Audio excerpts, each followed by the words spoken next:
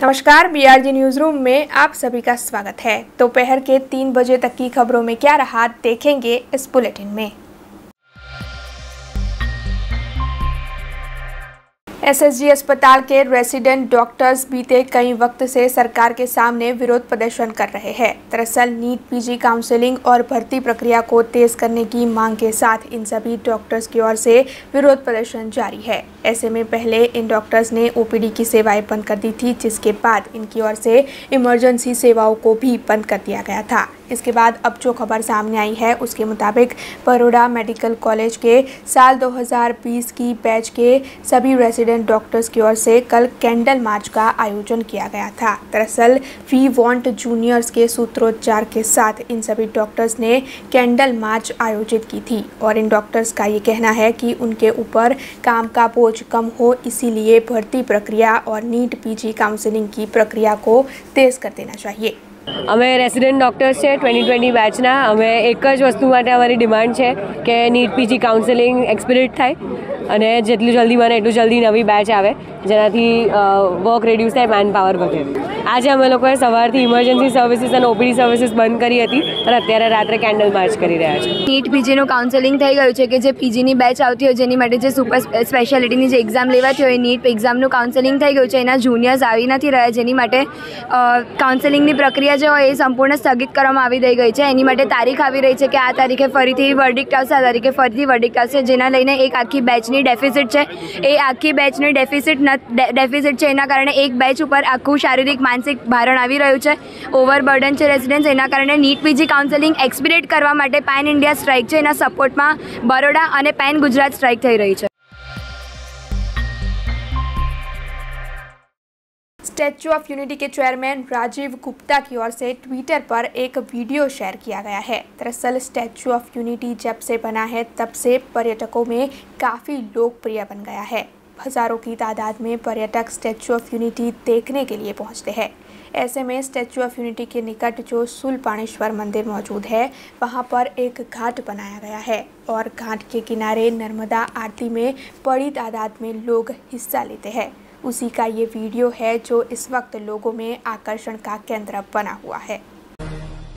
आदरणीय प्रधानमंत्री श्री नरेंद्र मोदी जी की परिकल्पना से केवड़िया, जो पर्यटकों के लिए आकर्षण का केंद्र है, वहां एक और नाम जुड़ गया है, नर्मदा घाट। कोई उसको मानता है देवी तो कोई देता है मां का दर्जा। माननीय प्रधानमंत्री जी के अथक प्रयत्नों से जीवनदाता मां नर्मदा यहां से 700 किलोमीटर दूर तक के गुजरात और राजस्थान के सूखे इलाकों के लिए एक जीवन रेखा बन चुकी है। पवित्र नर्मदा नदी के तट पर देवादिदेव शूलपाणेश्वर महादेव के सानिध्य में शंखनाद, धूप और 51 दियों की ऊर्जा के साथ हर शाम होती मां नर्मदा की आरती पर्यटकों को एक दिव्य चेतना का अनुभव करवाती है।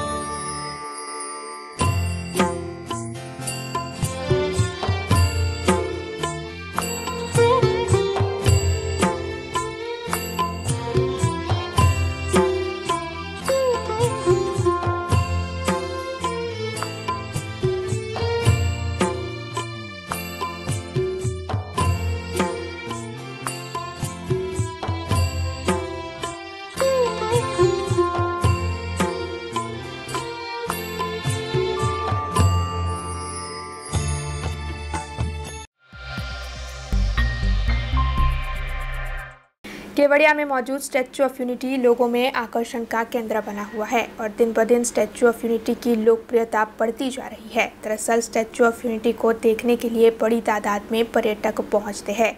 ऐसे में बड़ी तादाद में पर्यटकों के वहां पर आने की वजह से दुर्घटनाओं की मात्रा भी बढ़ती जा रही है। दरअसल केवड़िया स्टैच्यू ऑफ यूनिटी पर से दुर्घटनाओं की कई खबर आजकल सामने आ रही है। ऐसे में इस वक्त जो खबर सामने आई है उसके मुताबिक कल स्टैच्यू ऑफ यूनिटी पर एक कार चालक ने 2 बाइक सवार और एक एक्टिवा सवार को टक्कर दे दी, जिसके बाद ये कार सब्जी की दुकान तोड़कर सब्जी की दुकान के दूसरी ओर निकल गई। ऐसे में कई लोगों को चोट आई और वहां पर मौजूद लोगों की ओर से हादसे में घायल हुए लोगों को अस्पताल पहुंचा दिया गया। हालांकि इस वक्त इस मामले की तहकीकात जारी है।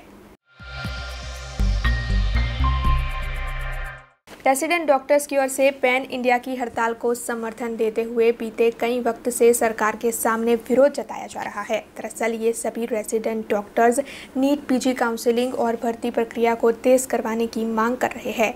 ऐसे में राजकोट में भी अस्पताल के 200 से अधिक रेसिडेंट डॉक्टर्स अब इस हड़ताल में जुड़े हैं। इन सभी की ओर से भी सरकार के सामने विरोध प्रदर्शन करते हुए सभी सेवाओं को बंद कर दिया गया है। हालांकि मरीजों की हालात को देखते हुए इन डॉक्टर्स को हड़ताल वापस खींच लेने की अपील की जा रही है, लेकिन फिर भी इस बार रेसिडेंट डॉक्टर्स अपनी बात पर अड़े हुए हैं और जल्द से जल्द उनकी मांगें पूरी करने की बातें उनकी ओर से कही जा रही है।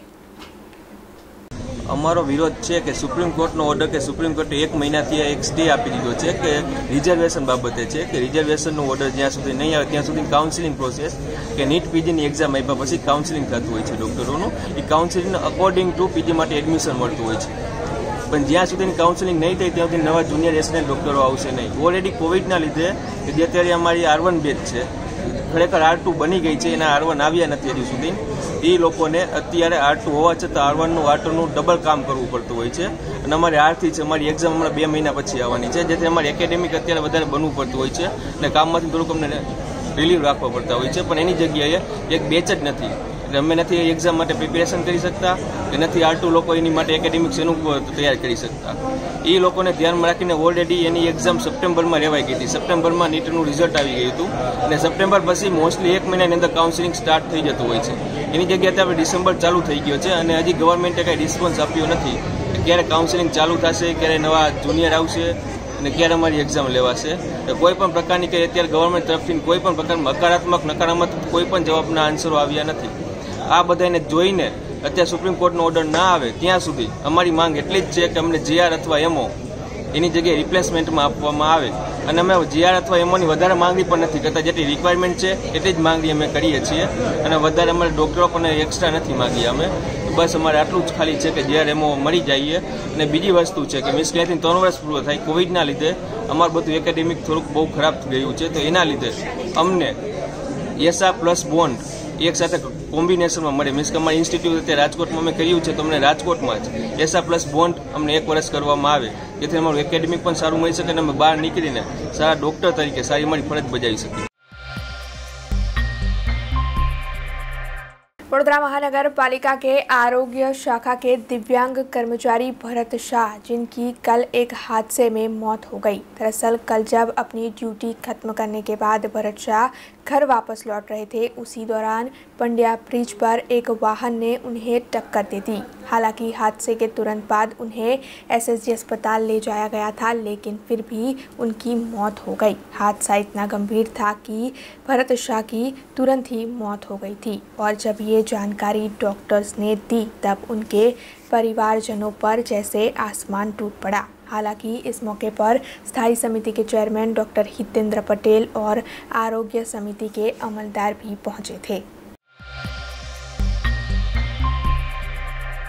एक और ग्राम पंचायत के चुनाव को लेकर सारी प्रक्रिया शुरू हो चुकी है, तो वहीं दूसरी ओर जूनागढ़ में बार काउंसिल के चुनाव को लेकर तैयारियां शुरू हो चुकी है और इस वक्त जो जानकारी मिल रही है उसके मुताबिक जूनागढ़ में बार काउंसिल के चुनाव लोकशाही तौर पर आयोजित किए जाने वाले हैं।